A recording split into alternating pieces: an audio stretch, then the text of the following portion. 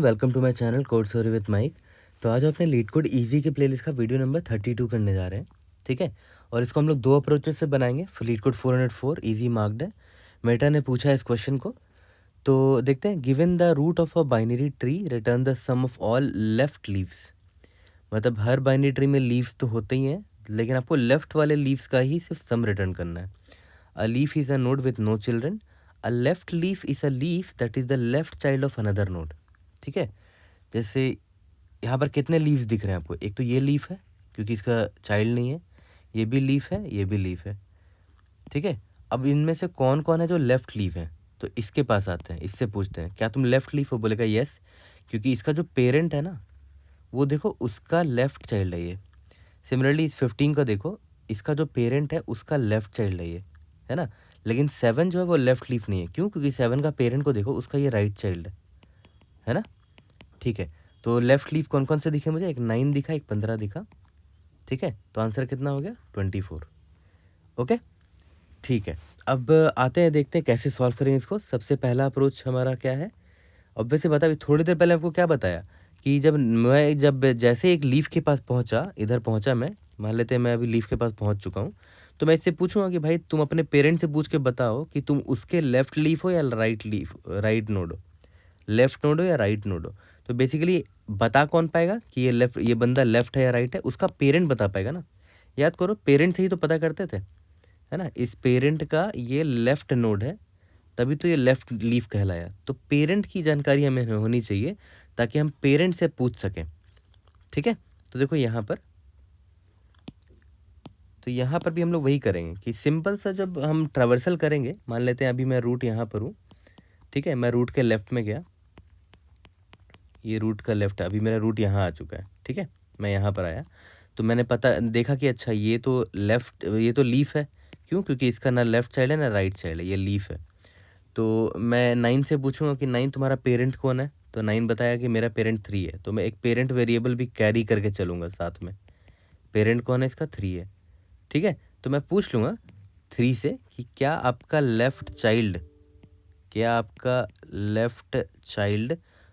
है ये 9 जो है, जो करंट नोड है, अभी करंटली आप यहाँ खड़े हुए ना, तो क्या पेरेंट का लेफ्ट चाइल्ड ये करंट नोड के बराबर है? अगर है तो yes, it is a left child, ठीक है। यहाँ तक क्लियर है।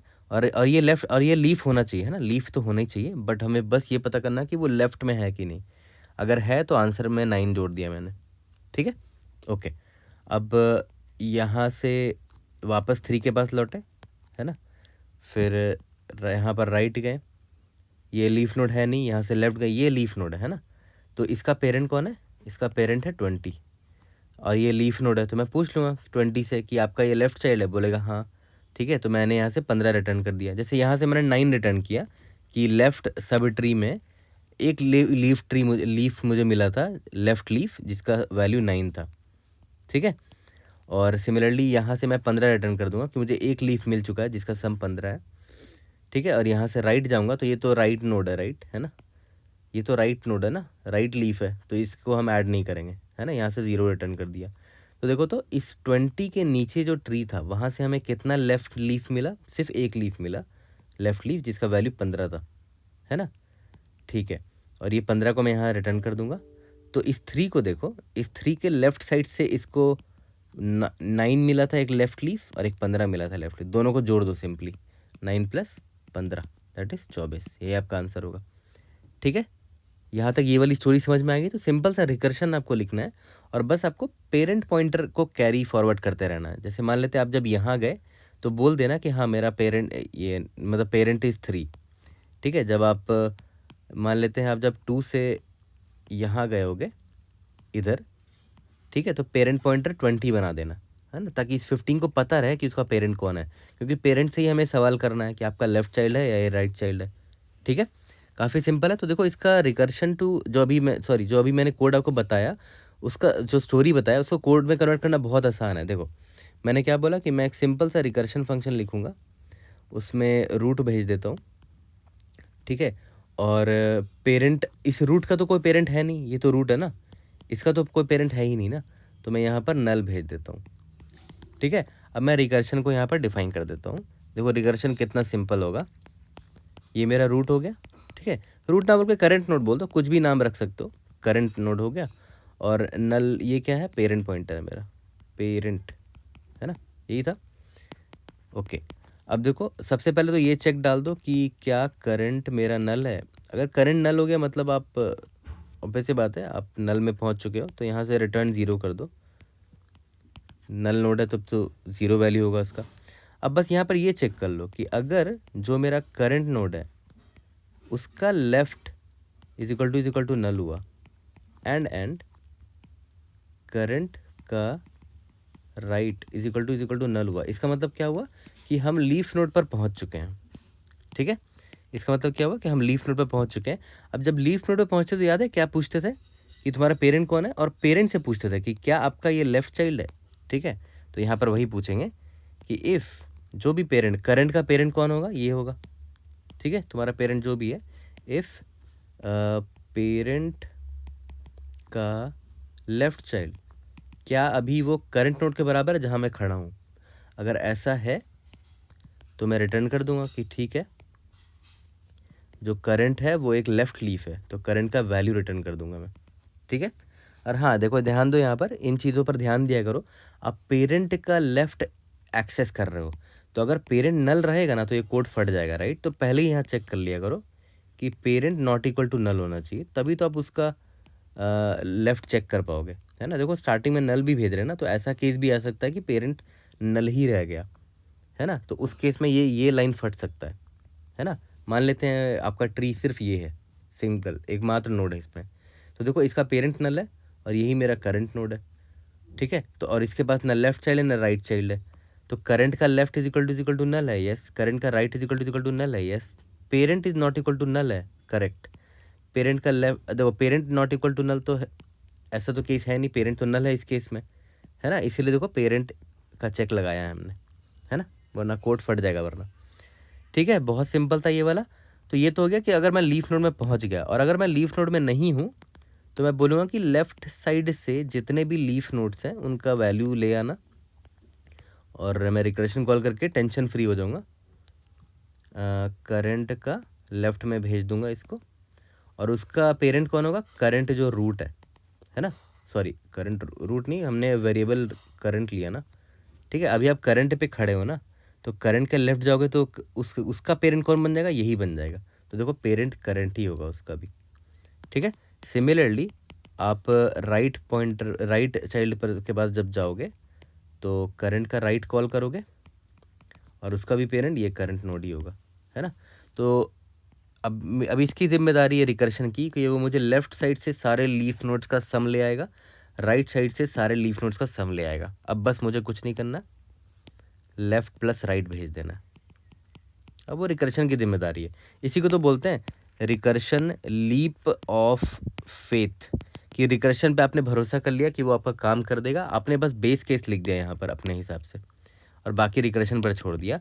मेरे रिकर्शन कंसेप्ट्स एंड क्वेश्चंस के प्लेलिस्ट में मैंने इस तरह की चीज़ें बहुत अच्छे से बताई हैं। रिकर्शन लीप ऑफ फेथ क्या होता है और कैसे इतना अच्छा क्लीन रिकर्शन लिखा जाता है, तो वो आप प्लेलिस्ट रेफ़र कर सकते हो if you want to practice और गेट गुड इन रिकर्शन। तो ये तो ख़त्म हो गया। ठीक है, टाइम कॉम्प्लेक्सिटी क्या होगा, ओ ऑफ एन होगा, है ना, क्योंकि सारे नोट्स को एक बार विजिट कर रहे हो। Space complexity O of one होगा, क्योंकि हमने कोई भी एक्स्ट्रा स्पेस नहीं लिया है, लेकिन ओ ऑफ वन ऑक्सिलरी स्पेस है। ये आपने रिकर्शन लिखा है तो उसकी वजह से सिस्टम का जो स्टैक है वो यूज़ करोगे ना आप, है ना। तो उस और जो हमारा ट्री डायग्राम है, जो ये जो ट्री है इसका डेप्थ कितना है, जो भी मान लो इसका डेप्थ है, तो इतना स्पेस हमें लगेगा सिस्टम का, ओ ऑफ डेप्थ, जो कि क्या है, रिकर्शन स्पेस ऑफ सिस्टम, है ना। रिकर्शन सिस्टम स्पेस, इतना स्पेस तो आप लेना पड़ेगा क्योंकि आप रिकर्शन लिख रहे हो, राइट। इन चीज़ों को भी मैंने बताया है अपने रिकर्शन कंसेप्ट वाले प्लेलिस्ट में। ठीक है, तो चलो जल्दी से इसका कोड करते हैं, उसके बाद अपने अप्रोच 2 में आ जाएंगे, जो कि एग्जैक्टली सिमिलर है बट छोटा सा इंप्रूवमेंट है। इंप्रूवमेंट भी नहीं है, सेम ही है, बस एक और तरीका है सॉल्व करने का। इसी से कोड करते हैं। सब मैंने क्या बोला था कि मैं रिटर्न करूँगा, सिंपल सा एक सॉल्व फंक्शन लिख दूंगा, रूट भेजा, ये मेरा अप्रोच 1 है, ठीक है, और पेरेंट पॉइंटर भेज दिया। तो रूट का पेरेंट तो कोई है नहीं, इसलिए मैंने नल भेजा यहाँ पर। ठीक है, int solve tree node asterisk, इसका का नाम करंट रख देते हैं। ठीक है, और tree node asterisk parent pointer हो गया ये। ठीक है, ओके। अब देखो यहाँ पर बेस केस डाल देते हैं कि अगर मेरा current is equal to null हो जाता है, ठीक है, तब तो मैं रिटर्न ज़ीरो करना पड़ेगा, कुछ सम ज़ीरो होगा, ठीक है। अब अगर ऐसा नहीं हुआ तो लेफ़्ट रिकर्शन कॉल मार देंगे, करंट का लेफ़्ट, तुम्हारा पेरेंट कौन होगा, ये करंट होगा, इंट राइट से सम निकाल के ले आएंगे सारे लेफ़्ट लीफ का, करंट का राइट, तुम्हारा पेरेंट ये करंट होगा, ठीक है, ओके। इससे पहले हमें ये चेक कर लेना चाहिए था कि क्या मेरा करंट का left is equal to null है, एंड करंट का right is equal to null है। इसका मतलब हमें लीफ नोड मिल चुका है ना, लीफ नोड में मैं आ चुका हूँ। अब बस यहाँ ये चेक कर लो कि parent is not equal to null होना चाहिए, एंड पेरेंट का लेफ़्ट चाइल्ड होना चाहिए, जो करंट है, करंट नोड जो है वो पेरेंट का लेफ़्ट चाइल्ड होना चाहिए था। तो इस केस में आप क्या करोगे, रिटर्न कर देना, मतलब आप लीफ नोड पे आ चुके हो, आप यहाँ से रिटर्न कर दो जो भी करंट का वैल्यू है, राइट। और यहाँ पर आप simply return left plus right कर दो, है ना। रन करके देखते हैं, let's see if you are able to pass all the test cases. Indeed yes, submit करके देखते हैं। इसके बाद अब हम लोग आ जाते हैं अपने अप्रोच 2 पर, ओके।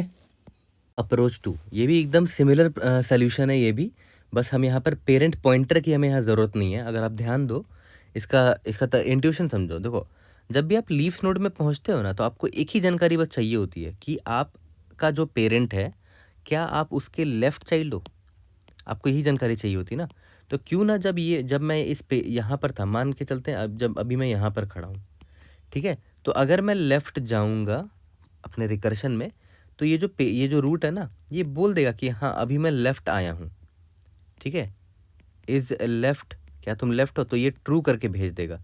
मतलब ये जो 3 है ना, ये जो 3 है, यहाँ से जब रिकर्शन कॉल करेगा 9 पर, तो ये 9 को बता देगा कि तुम मेरे लेफ़्ट में थे, तो ठीक है, तो is left is equal to true करके भेज देगा कि तुम मेरे लेफ़्ट में थे, ठीक है। जैसे मान लेते हैं ये 20 है, ओके, तो जब ये रिकर्शन कॉल करेगा यहाँ पर, ठीक है, तो ये 7 को बता देगा कि तुम मेरे लेफ़्ट में नहीं थे, इसीलिए देखो is left is equal to false मैंने भेजा है तुम्हें, और 15 को ये बता देगा कि तुम मेरे लेफ़्ट में थे, तो is left is equal to true करके भेज देगा। तो मतलब सिंपल सा एक वेरिएबल यूज़ कर सकते हो इंस्टेड ऑफ पेरेंट पॉइंटर।